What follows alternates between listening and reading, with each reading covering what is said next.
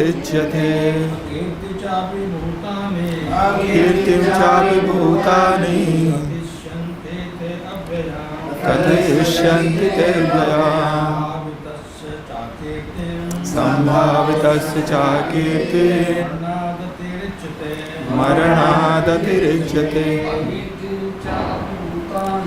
अकीर्तिं चापि भूतानि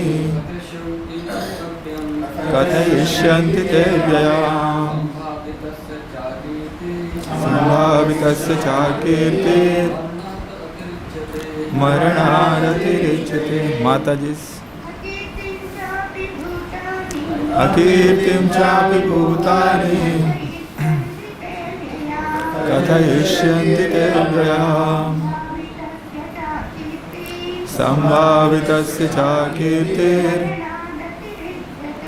मरणादतिरिच्यते अकीर्तिं चापि भूतानि कथयिष्यन्ति ते व्यया सम्भावितस्य च कीर्तिर् मरणादतिरिच्यते अकीर्तिं चापि भूतानि कथयिष्यन्ति ते व्यया सम्भावितस्य च कीर्तिर् मरणादतिरिच्यते। Word by word translation.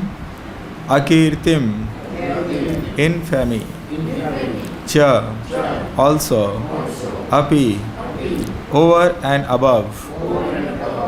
Bhutani, all people. Kathayishyanti, will speak. Te, of you. Avyayam, forever.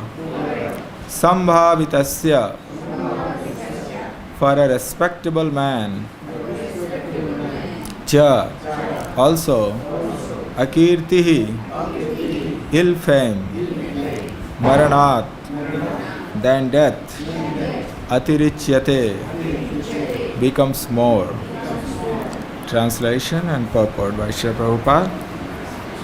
People will always speak of your infamy, and for a respectable person, dishonor is worse than death.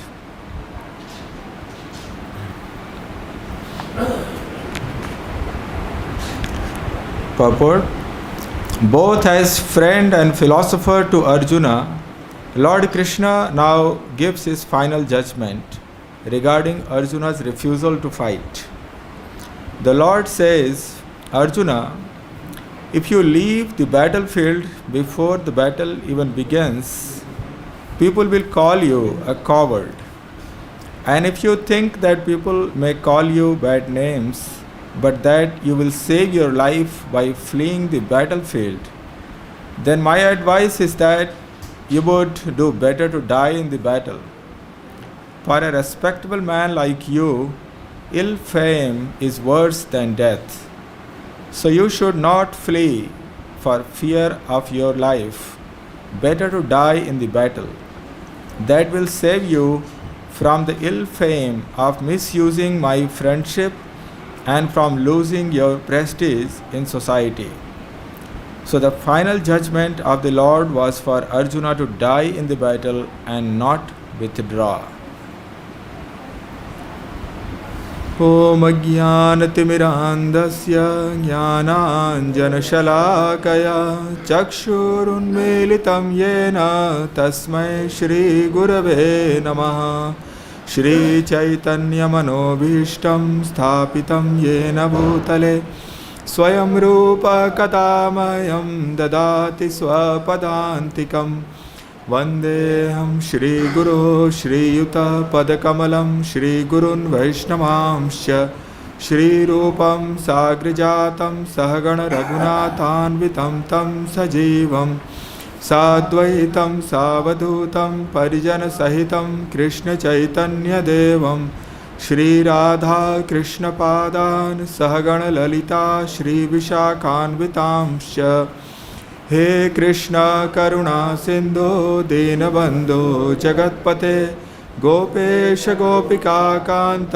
Radhakant नमोऽस्तुते तप्त कांचन गौरांगी राधे वृंदावनेश्वरी वृषभानुसुते देवी प्रणमामि हरिप्रिये वाञ्छाकल्पतरुभ्यश्च कृपा सिन्धुभ्यैव च पतितानां पावनेभ्यो वैष्णवेभ्यो नमो नमः नमो विष्णुपादाय कृष्णप्रेष्ठाय भूतले श्रीमते भक्तिवेदांत स्वामिनिति नामिने नमस्ते सरस्वते देवे गौरवाणी प्रचारिणे निर्विशेष शून्यवादी पाश्चात्य देशतारिणे जय श्री कृष्ण चैतन्य प्रभु नित्यानंद श्री अद्वैत गदाधर श्रीवासादि गौर भक्त वृंद हरे Krishna Krishna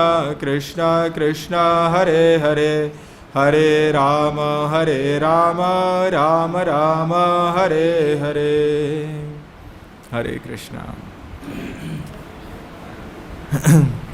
See, with the blessings of Vaishnavas and their lordships, we will try to discuss this particular verse here from Srimad Bhagavad Gita. This is again and again coming. I think so thoda chota karenge. No, if you make this shorter, like bring this here, right? You pull this back so that no, you have to loosen it first.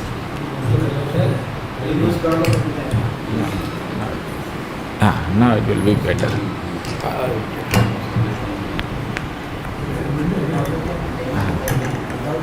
Tighten it a little more. I think it should be better now. This is good now.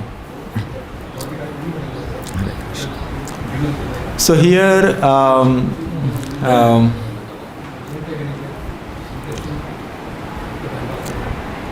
we are in this second chapter where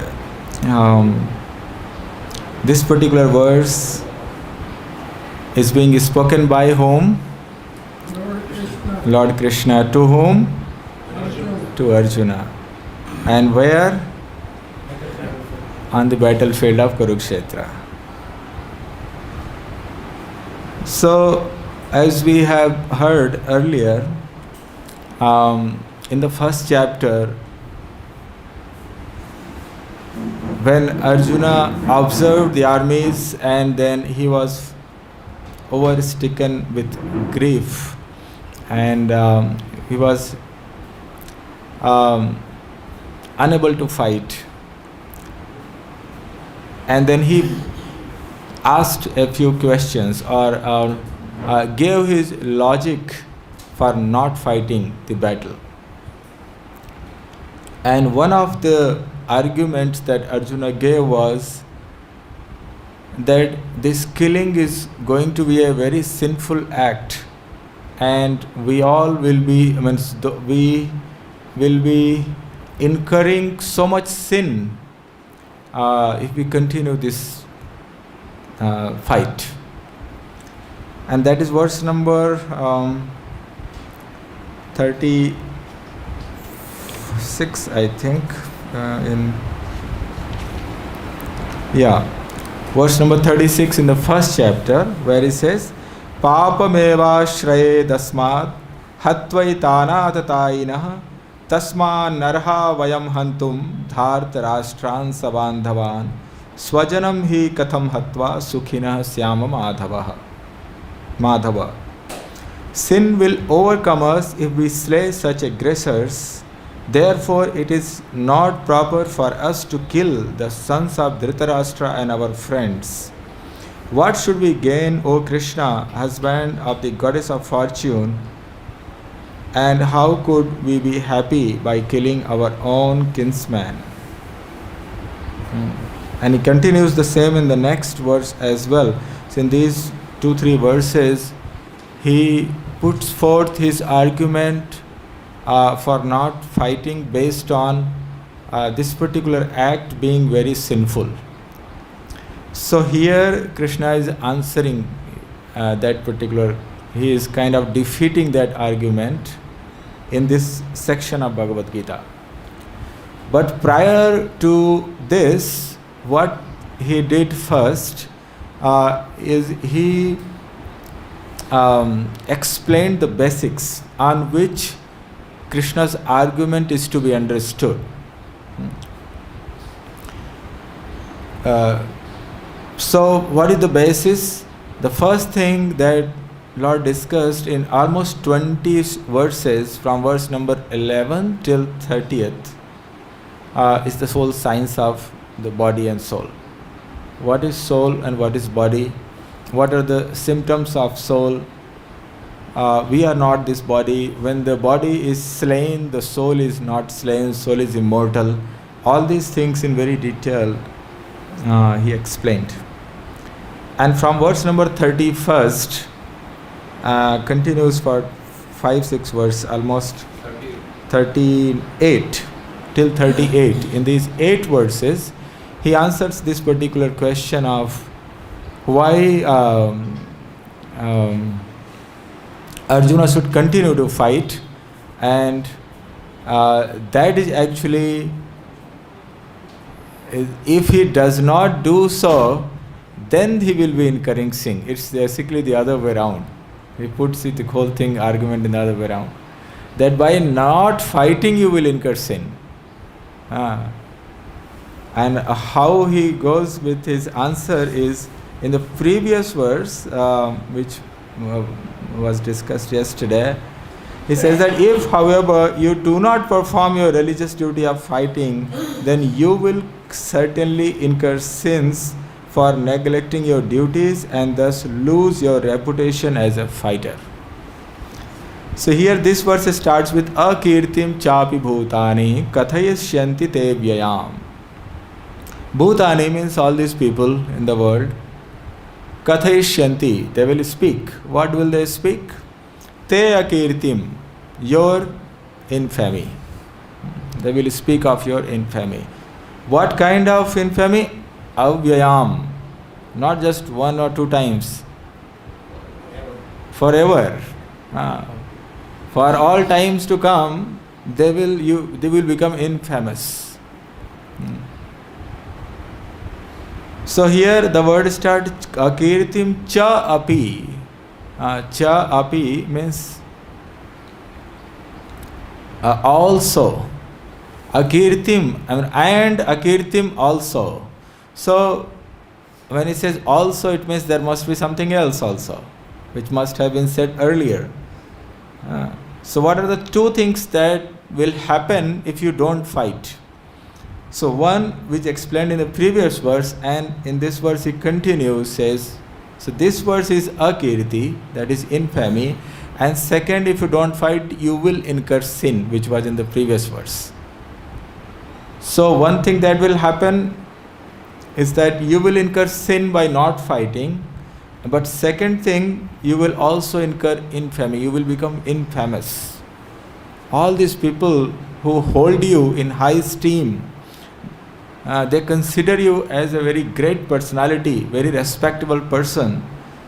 In their eyes, you will fall down. And sambhavitasya means a person who is very respectable. For a person like that,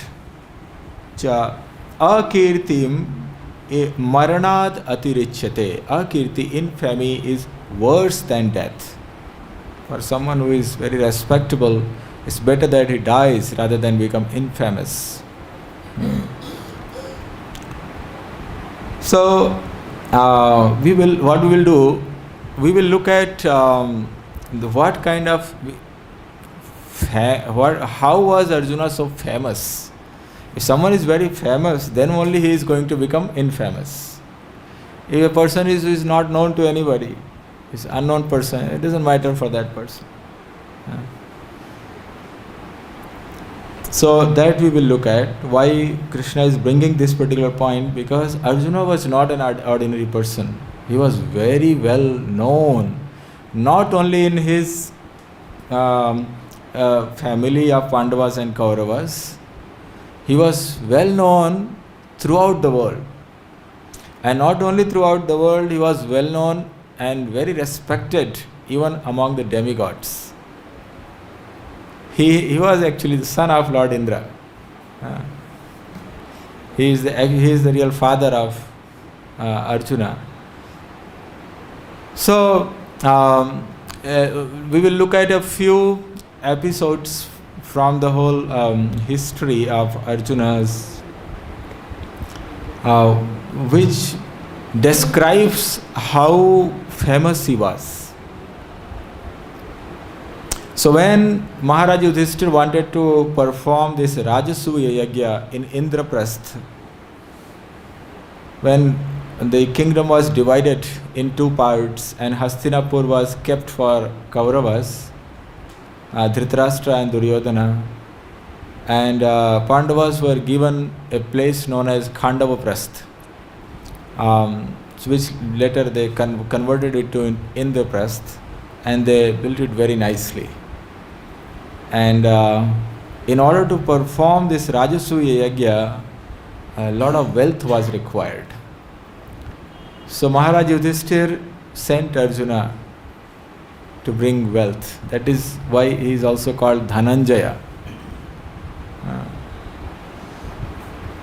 So he went all over the country, to very north and different places, and he got so much wealth that in fact that Indraprastha became as rich as demigods are. It was so opulent that even demigods they became envious looking at the opulence of Indraprastha. So Arjuna was able to do all this, and he became very famous because he went throughout the country and he conquered. Everyone accepted Maharaj Yudhishthir as Samrat. Rajasuya Yajna means Maharaj Yudhishthir was declared as Samrat, and everyone accepted him and as the superior king, king of kings. And so Arjuna became so famous there itself. Apart from being Lord Krishna's friend and a great devotee, that is one part of Arjuna's personality. But in the world also he was very famous. People knew him as a very great warrior. So that was one. There are many incidents, but we will only discuss a few. And also when Pandavas were in exile for 12 plus 1 years, 13 years, then Vyasadeva had suggested Pandavas to prepare for the battle, and Arjuna should acquire divine weapons. So he suggested that Arjuna should perform austerity and get weapons. So Arjuna went. Maharaj Yudhishthir, first he was unwilling to let Arjuna go because they were so close and they were the only 5 and plus Draupadi, and to let Arjuna go for a long time was not easy. But considering that was the dharma at that time, he let Arjuna go, and he went for many years and performed severe austerities in the forests, in very north, in the Himalayas and many places. When Arjuna went in north in the Himalayas, he met one sage who was sitting and meditating, and Arjuna went with all his weapons and everything. So he suggested that, how come you are here? This is a very peaceful and quiet place and no one comes here with weapons. So you should throw away your weapons. First of all, how come you managed to come here? Because only someone who is very pure can come to this place. So, but anyway, you have come already. You throw your weapons and then you can move forward. So Arjuna thought for a moment, but then he said, "No, I can't throw away my weapons because that is my dharma." He was a Kshatriya. He is not a Brahmana. So, so when the sage saw the determination of Arjuna, then he was pleased by his determination. He was testing actually Arjuna. So he was pleased, and he blessed him to go forward and perform more austerities and all that. So later he performed austerities and pleased Lord Shiva. And Lord Shiva, the whole story goes like this, that he performed austerities and then Lord Shiva, he appeared as a hunter, and there was a boar, and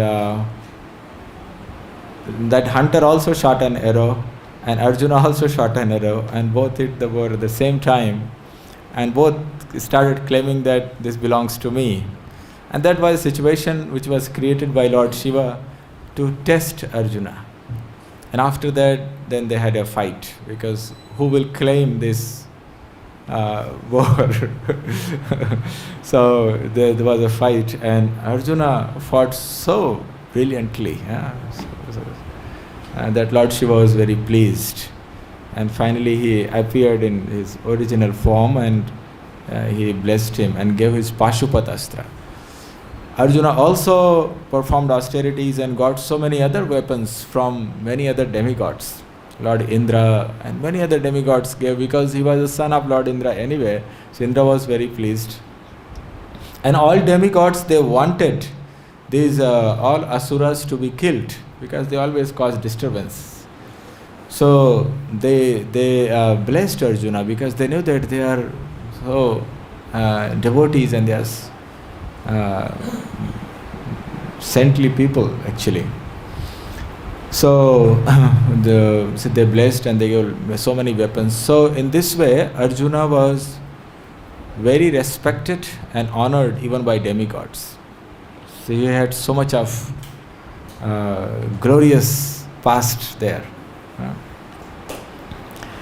And later on, towards the end of their exile, when they were all living in the kingdom of Virat, King Virat, and towards the end of that period, Kauravas, headed by Duryodhana, Bhishma, everyone, they attacked the kingdom of Virat. And at that time, Virat Naresh was not there. Because prior to that, there was another battle by Trigarth Naresh, and then he went for that battle. So when they attacked, his son Uttar was there. So it was decided that he will go to fight with this big army, but he needed some help as a chariot driver. So Arjuna at that time was living as Brihannala, in hiding. So he became chariot driver. And when they went there, and Uttar saw that this was such a big army, he became frightened. And he couldn't stay there, he wanted to come back. But then Arjuna actually revealed his identity, that I am actually Arjuna and I am going to fight. So he made Uttara as the chariot driver, and Arjuna fought that battle. That time Arjuna was alone. He was no army, nothing. He was very much alone. And on the other side there were all these great warriors. But Arjuna defeated everyone. He did not kill anyone, but all Bhishma, Drona, Karna, Duryodhana, Dushasana, Ashwathama, all of them were there. Kripacharya, they all were defeated. He single-handedly. So all this shows that how famous Arjuna was in the community of Kshatriyas, in the kingdom of demigods. So for a person like Arjuna, who was so famous, to run away from battlefield is something very shameful. When we have to look at that, Arjuna is not an ordinary person. So that is one side of it. And second, he is friend of Krishna. So Krishna is also saying that if you run away, you will actually be bringing bad name to me. Because people will say, he is Krishna's friend. See, Krishna's friends are like this. They run away from battlefield. They don't have even this much courage to fight. They are coward. So Krishna is saying that it is not at all befitting. Even if you have to die, it's better to die in the battlefield than to run away. So he's saying that people will not Hare Krishna. People will not see that you actually are running away from the battlefield because of compassion. Arjuna was actually not running away because of fear. There is no question of Arjuna being fearful of anybody. When he single-handedly could defeat such big armies in the past, where was the question of fear? But he was filled with compassion. All his family members, his uncle, grandfather, his teachers, friends, maternal uncles, all of them were there. So he was trying to foresee the outcome of this battle, that even if we all win, what will remain? They all will not be there. So I will actually be having a kingdom where my grandfather Bhishma will not be there, my Drona will not be there, all of them will not be there. Then what will we enjoy? So he was filled with compassion, and because of that he was trying to quit the battlefield. But what was missing in Arjuna's reasoning or in his thought process was that this battle was not for somebody should win and enjoy the kingdom, or who dies or who lives. The whole purpose of this battle, which was arranged by the Lord himself, was to establish dharma. That was the whole purpose.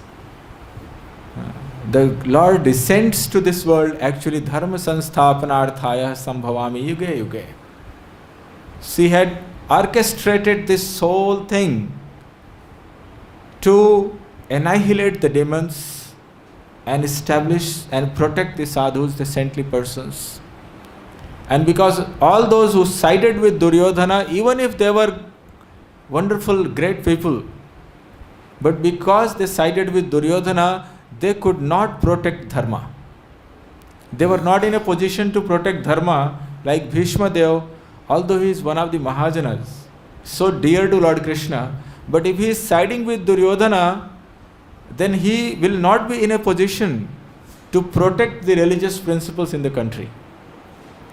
And that is what happened. Dhritarashtra was doing all nonsense and Bhishma could do nothing. Even though he knows everything, what is right, what is wrong, what he advised, but because he is siding with, so finally he had to accept what Duryodhana did and what Dhritarashtra did. So much nonsense happened, and he had to witness all that. Couldn't do. So although Bhishma is a great devotee and is one of the Mahajanas, but because he was on the side of Duryodhana, he was not in a position to protect dharma. Same was the case with Dronacharya. Same was the case with Karna. Because they all sided with Duryodhana, so they could not protect the religious principles for masses, for common people. So they all had to be removed. So Krishna had arranged this whole battle where all those who were on the wrong side, who were on the side of adharma, they all will be killed. And finally, a kingdom will be established where religious principles will be protected and nourished, and people will have everyone will have a chance, an opportunity to grow spiritually. And that is what happened when Maharaj Yudhishthir became the king later on. Then the whole descriptions are there in Srimad Bhagavatam, how nicely the whole kingdom was managed. And that continued for many years, and then later on it was handed over to Maharaj Parikshit, who also continued the same tradition and protected the religious principles. So, on one hand, Arjuna's compassion is one principle, but the higher principle is the protection of dharma, establishing dharma. And so for that purpose, Arjuna had to fight. So Krishna wanted Arjuna to see the higher principle. And also understand that actually the soul is never killed. So all these personalities who are here, they will go to their destination wherever they need to. They will anyway die, either today or tomorrow. Nobody is going to live eternally. And they will continue their journey based on their activities, their consciousness, they will continue.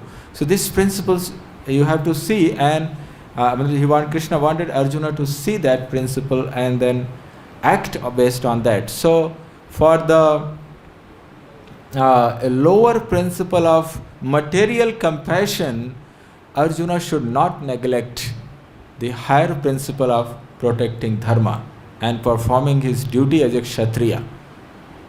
Because Arjuna was not an ordinary person. He is a Kshatriya. And it is his duty to protect dharma. So if Kshatriyas, they do not act to protect the country, then what will happen to the country?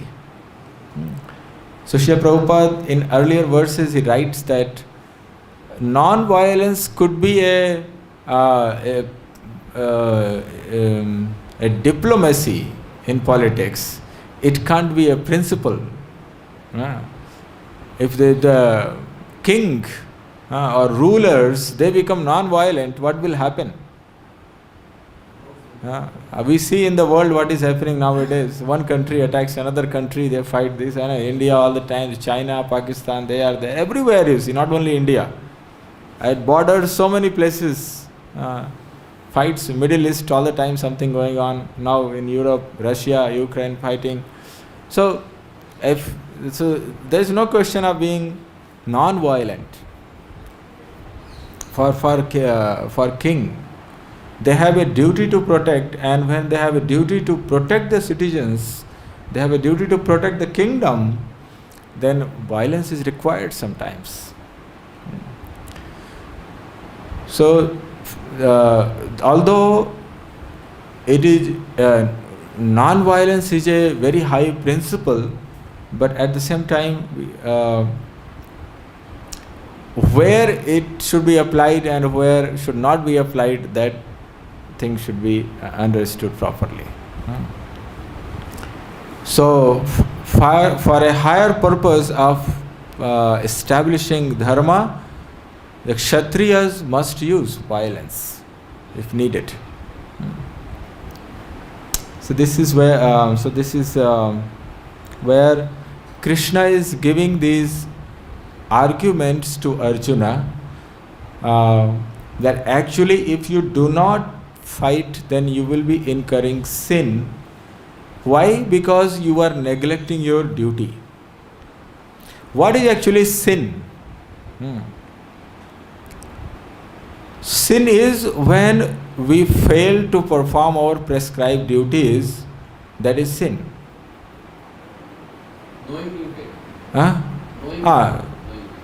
Knowingly and sometimes unknowingly also. The reactions will be there if one unknowingly does as well. For nowadays, though, when Varnashram system is not in good shape, but in whatever way, whatever duties we have, we must not neglect that. In whatever situation, wherever, in whatever situation we are placed, whether in a family, in temple, in some management, in some corporation, wherever, whatever our duties are, we should continue to do that and not neglect that. Understanding that this is the situation we are in, and we should do our duties, acknowledging that Krishna has put us in this place based on our past activities, and by remembering the Lord and for His pleasure, we should continue to perform our duties responsibly. This is called Swadharma. Yeah, Swadharma has two meanings actually. When we are not fully liberated, then our Swadharma is based on Varnashram Dharma. So in a family, whatever family duties and all that, so we perform. But in a liberated stage, this Swadharma becomes completely spiritual. So when a person is very advanced, then he can, if he does not follow the Varnashram Dharma properly, there is no harm. That's a higher principle. In Srimad Bhagavatam, Narad Muni explains that to Vyasadeva. Tyaktva swadharmam charanambujam harer bhajanna pakkotha patattatho yadi yatra kvava bhadra babodha vishwakim ko aap to bhajatam swadharmata. Kis tarah se if someone gives up one's occupational duties, but he is engaged completely in the service of the Lord, then what is the loss? And if someone follows the occupational duties perfectly but does not engage in devotional service, what does he gain?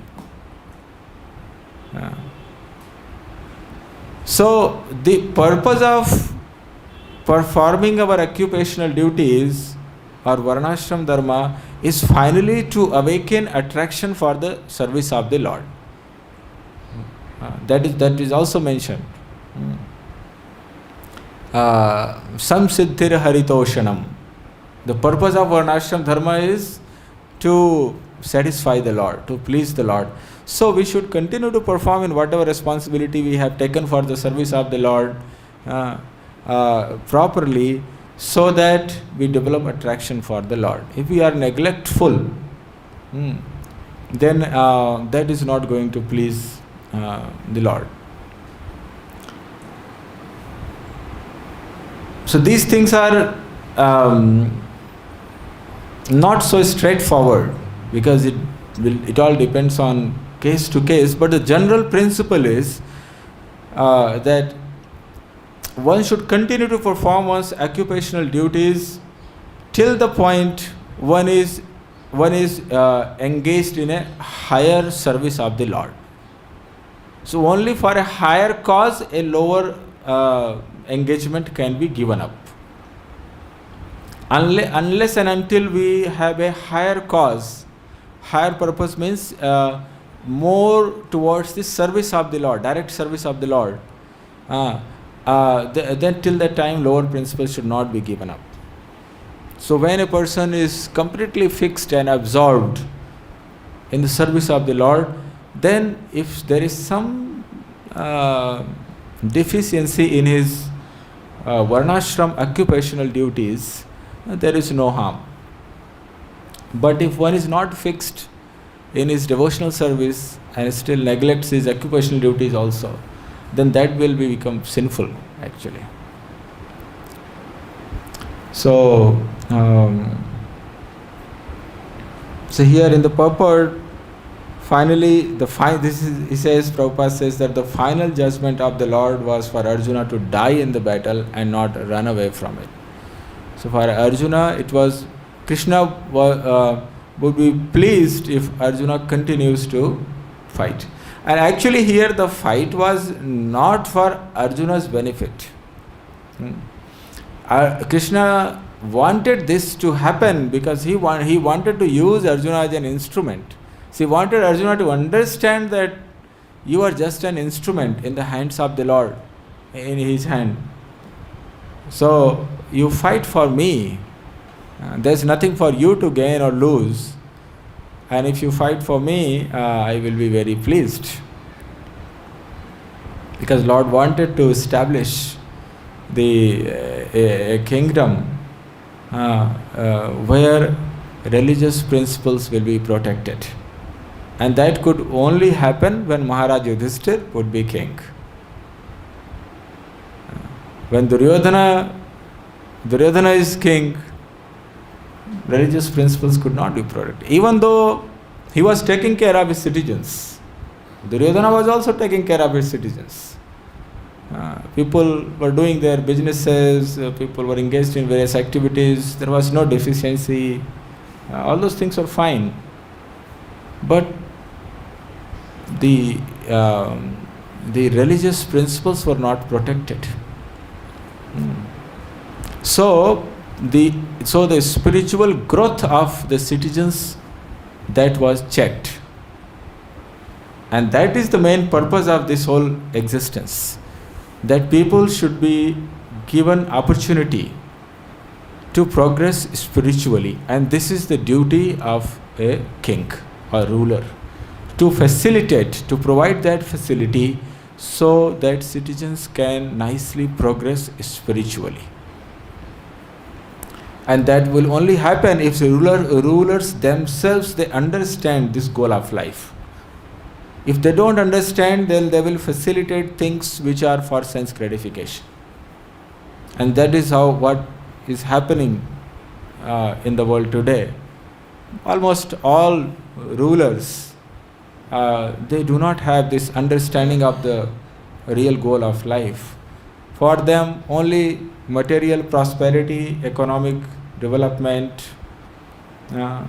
sense gratification facilities, these things are all the signs of development, and these things are facilitated.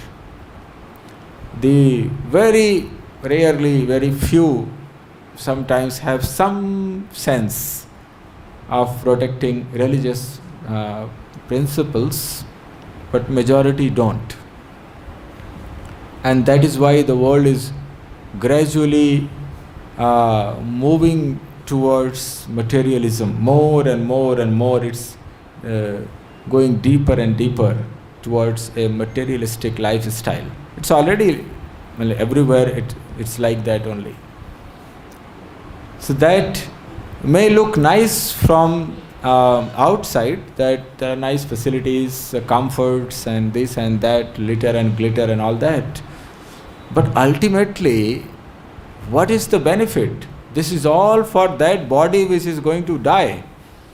And the conscious and the soul is going to again be born in all these 84 lakhs yonis and go through this life cycle. And these comforts then don't last long. They are all temporary. Miseries keep coming. In spite of all the comforts the world has to offer, the miseries are no less. The troubles are no less. The diseases are no less. So what is the point? So the real sign of growth is only when there is a spiritual growth.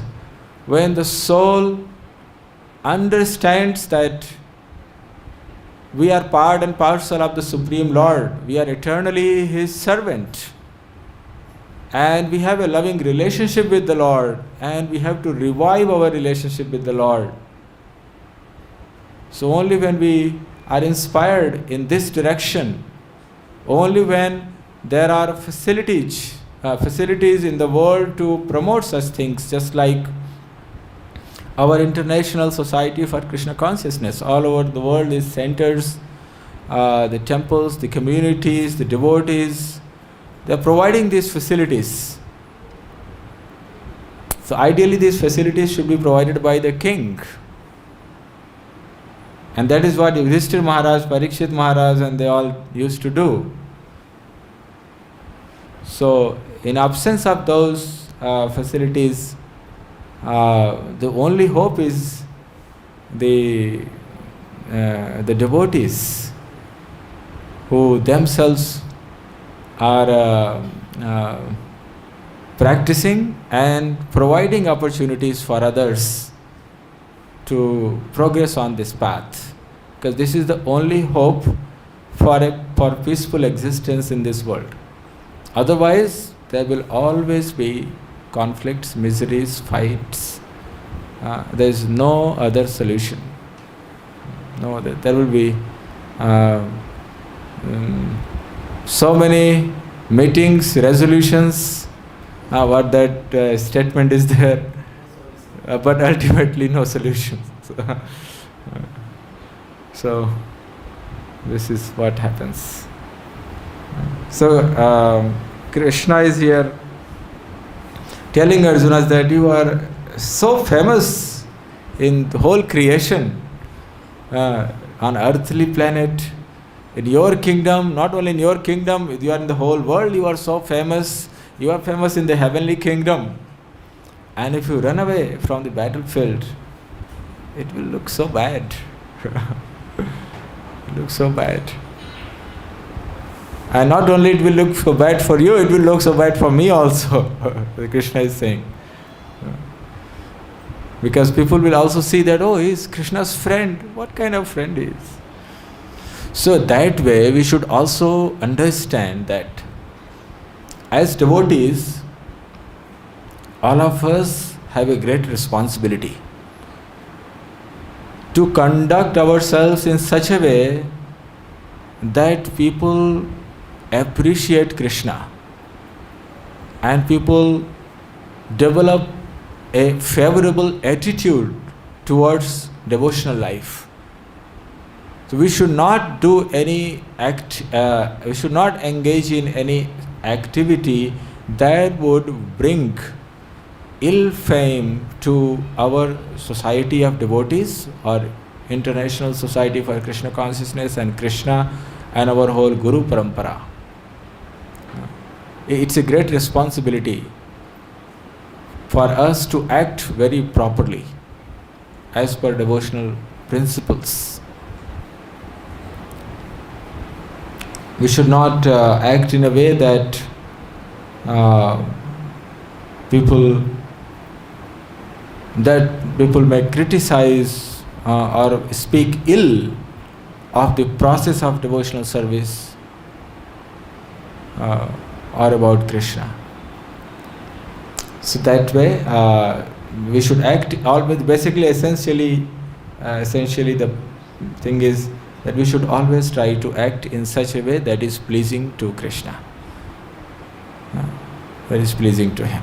That is the essence. So Krishna is inspiring Arjuna, encouraging him to act in a way that will please him. That is the goal of life. Okay, so it's 6:30 now, so I will stop here. If any questions or comments, yes, Prabhu. Microphone.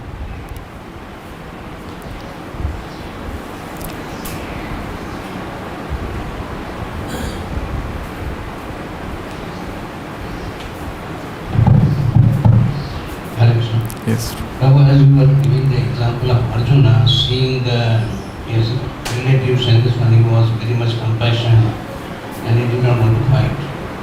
So all these thoughts were given to him by Krishna, or how we can understand? Because today morning also we heard one quotation from Prabhupada that when you are going to member and if member is not giving donation, you shouldn't be upset for that one, because Krishna has put him in that don't give donation because he is not qualified for that.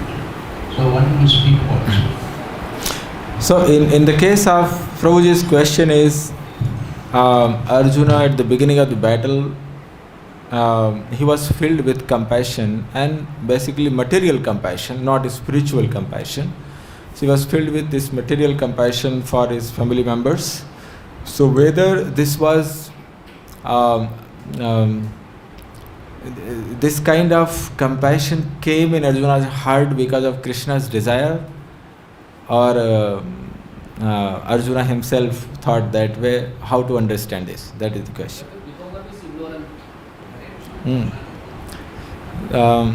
So yes, Prabhupada writes in Bhagavad Gita elsewhere, other places, that Actually, in the case of Arjuna, because he is a great devotee of the Lord and friend, even before this Bhagavad Gita is being spoken. So there is actually no question of Arjuna becoming ignorant. He is already on a very high spiritual platform. Nobody can become Krishna's friend unless one is a pure devotee. Arjuna is his friend.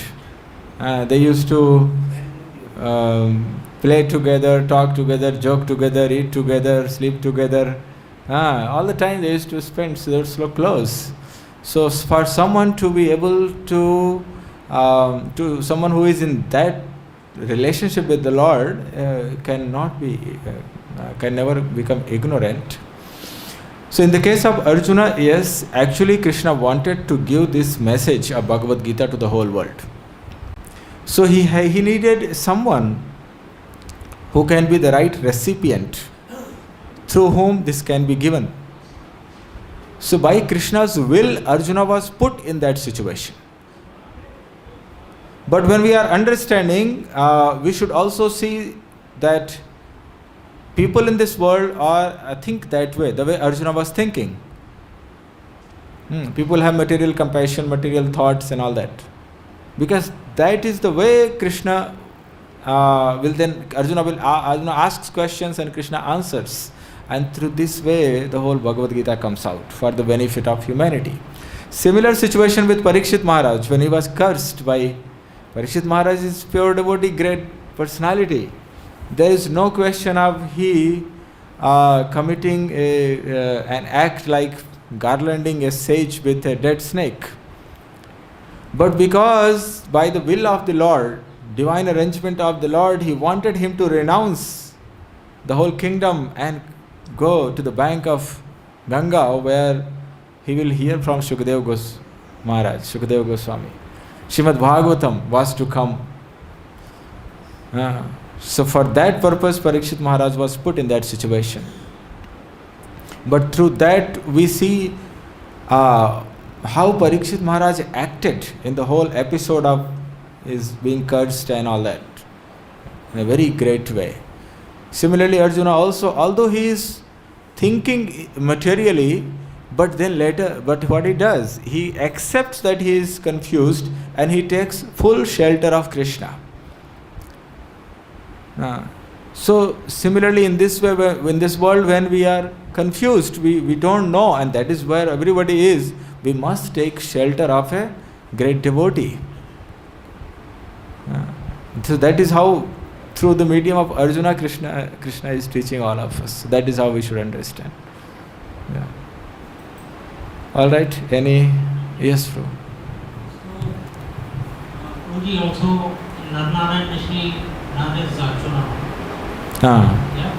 Also Ramananda is Vishaka and Arjuna. So one thing I want to ask, Lord Krishna in his 11th canto in his opulences, he says that amongst vows and non-violence. Amongst vows and non-violence. Yes. Amongst metals, he says, and gold. Anyway, just this is a passing reference. Like, there's so many religions. Jainism is completely based on ahimsa. Jainism, which is very much prominent in India.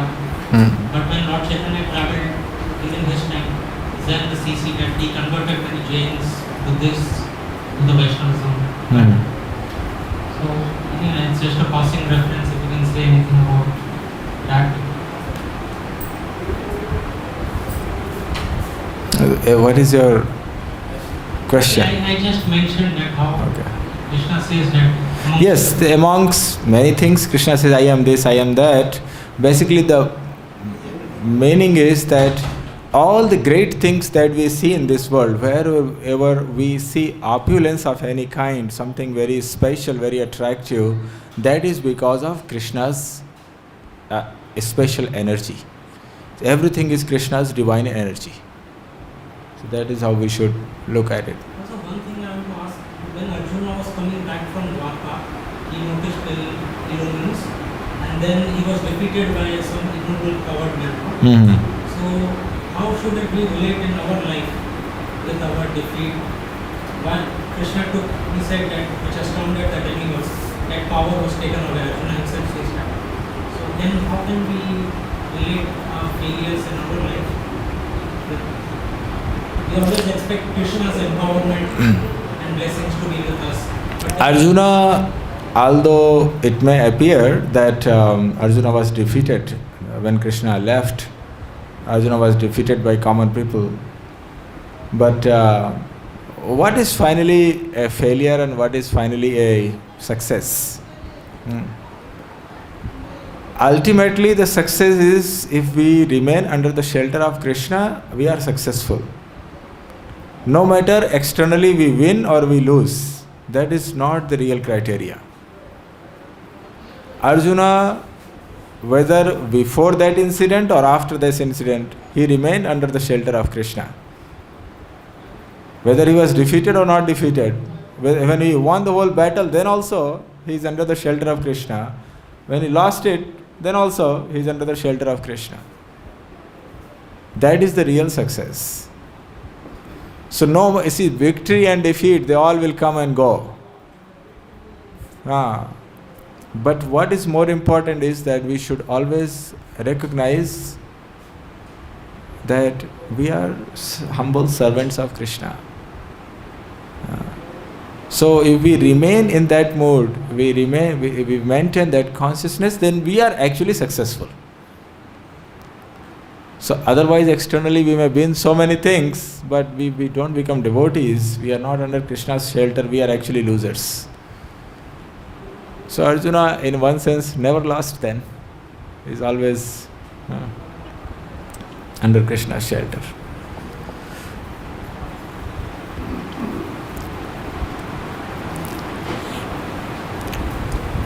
Yes. So nice, wonderful class you have given. So many instances, very good. So my doubt is a little bit that when Arjuna has got so many compassions and so many logics for not to have a final fight, the final world war like that.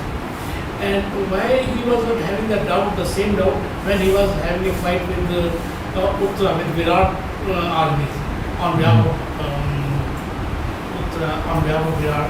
He was not having a doubt and he was having a good fight with all those senior family members and he defeated them at the same time. So please. So, well, that time the situation was different.